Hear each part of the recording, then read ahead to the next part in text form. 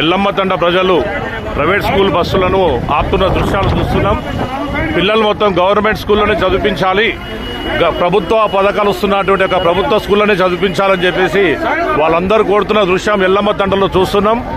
ఎల్లమ్మ తండలో అనేక దృశ్యాలు ఇప్పుడు ప్రైవేట్ స్కూళ్ళు మొత్తం ఆపడం జరిగింది. గ్రామస్తులు రోడ్డుపై ధర్నా చేస్తూ విద్యార్థులను ప్రభుత్వ బడిలోనే పంపించాలి, ప్రభుత్వ స్కూళ్ళను చదివించాలని చెప్పేసి అంకిత భావంతో అక్కడ వస్తున్నట్టు ఒక ప్రైవేట్ స్కూల్ పాఠశాల బస్సులను మొత్తము రోడ్డుపై నిలిపివేయడం జరిగింది.